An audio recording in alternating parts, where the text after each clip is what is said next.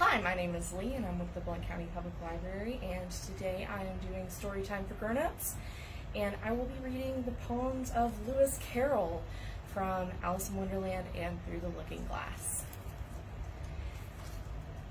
Let's get started. How doth the little crocodile improve his shining tail, and pour the waters of the Nile on every golden scale. How cheerfully he seems to grin, how neatly spreads his claws, and welcomes little fishes in with gently smiling jaws.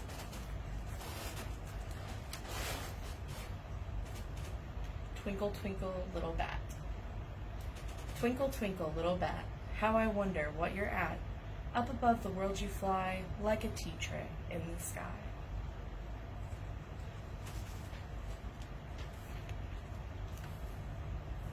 Beautiful soup. Beautiful soup, so rich and green, waiting in a hot tureen. Who for such dainties would not stoop? Soup of the evening, beautiful soup. Soup of the evening, beautiful soup. Beautiful soup, beautiful soup. Soup of the evening, beautiful, beautiful soup. Beautiful soup, who cares for fish, game, or any other dish? Who would not give all else for two, pennyworth only of beautiful soup? Pennyworth only of beautiful soup. Beautiful soup, beautiful soup. Soup of the evening, beautiful, beautiful soup.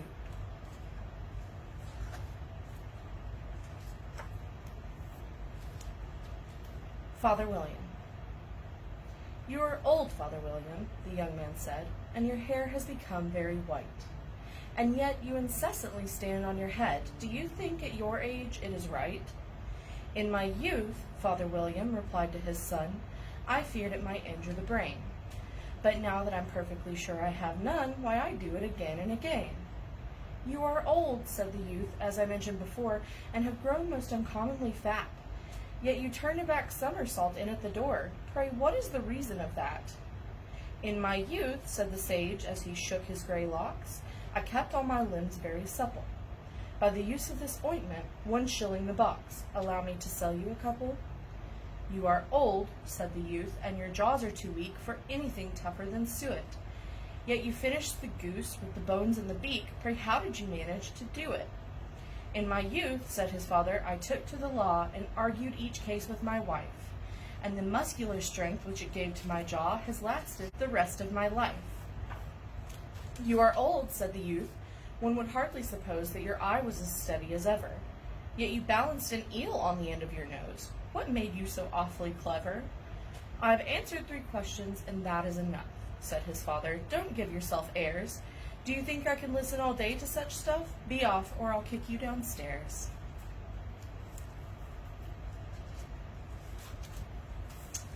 Tweedledum and Tweedledee. Tweedledum and Tweedledee agreed to have a battle, for Tweedledum said Tweedledee had spoiled his nice new rattle. Just then flew down a monstrous crow, as black as a tar barrel, which frightened both the heroes so they forgot their quarrel.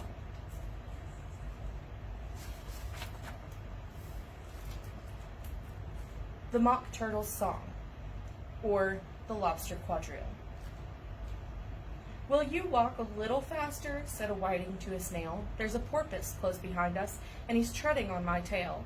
See how eagerly the lobsters and the turtles all advance. They are waiting on the shingle. Will you come and join the dance? Will you, won't you, will you, won't you, will you join the dance? Will you, won't you, will you, won't you join the dance? You can really have no notion how delightful it will be when they take us up and throw us with the lobsters out to sea. But the snail replied, too far, and gave a look askance. Said he thanked the whiting kindly, but he would not join the dance. Would not, could not, could not join the dance. Would not, could not join the dance. What matters it how far we go, his scaly friend replied.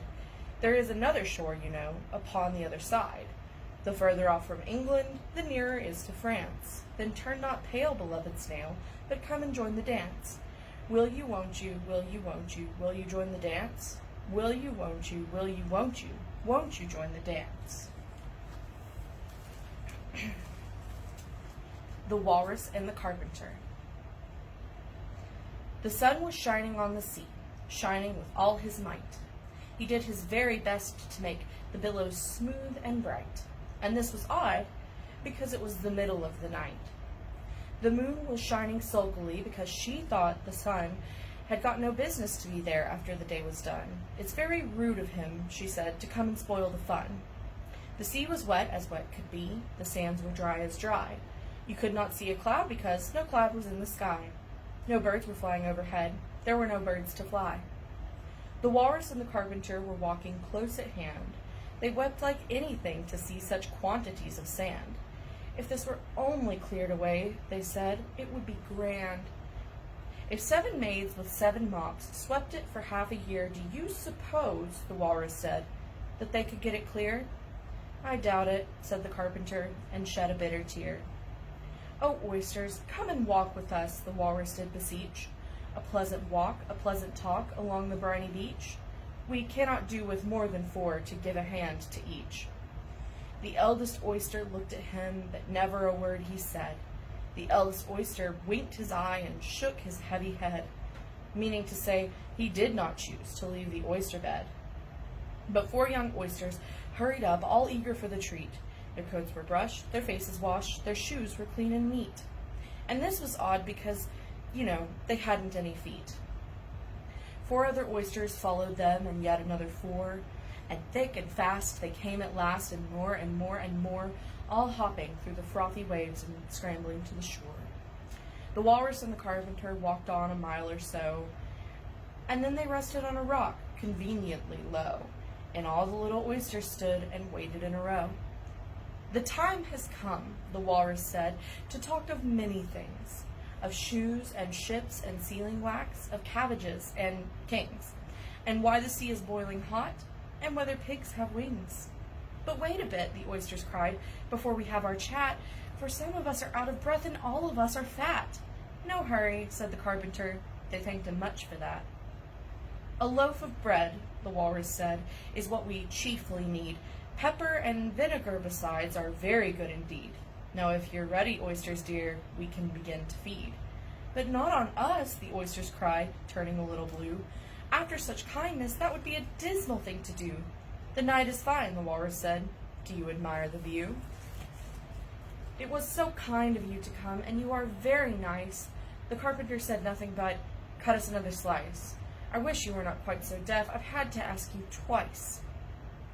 It seems a shame, the Walrus said, to play them such a trick, after we've brought them out so far and made them trot so quick. The Carpenter said nothing but, the butter's spread too thick. I weep for you, the Walrus said. I deeply sympathize. With sobs and tears he sorted out those of the largest size, holding his pocket handkerchief before his streaming eyes. Oh, oysters, said the Carpenter, you've had a pleasant run. Shall we be trotting home again? But answer came there none. And this was scarcely odd, because they'd eaten every one. The White Rabbit's Evidence. They told me you had been to her and mentioned me to him. She gave me a good character, but said I could not swim. He sent them word I had not gone, we know it to be true. If she should push the matter on, what would become of you? I gave her 1, they gave him 2, you gave us 3 or more. They all returned from him to you, though they were mine before. If I or she should chance to be involved in this affair, he trusts to you to set them free exactly as we were. My notion was that you had been, before she had this fit, an obstacle that came between him and ourselves and it. Don't let him know she liked them best, for this must ever be a secret kept from all the rest between yourself and me. And of course, I saved the best for last. Jabberwock. 'Twas brillig, and the slithy toves did gyre and gimble in the wave. All mimsy were the borogoves, and the mome rats outgrave. Beware the Jabberwock, my son, the jaws that bite, the claws that catch. Beware the Jubjub bird, and shun the frumious Bandersnatch. He took his Vorpal's sword in hand, long time the manxome foe he sought. So rested he by the Tumtum tree, and stood a while in thought. And as in uffish thought he stood, the Jabberwock with eyes of flame came whiffling through the tulgey wood, and burbled as it came. 1, 2, 1, 2, and through the vorpal blade went snicker-snack. He left it dead, and with its head he went galumping back. And hast thou slain the Jabberwock? Come to my arms, my beamish boy. O frabjous-day, calloo, callay, he chortled in his joy. 'Twas brillig, and the slithy toves did gyre and gimble in the wabe. All mimsy were the borogoves, and the mome-rats outbrave. And that was almost all of the poems from Through the Looking Glass and Alice in Wonderland. Thanks.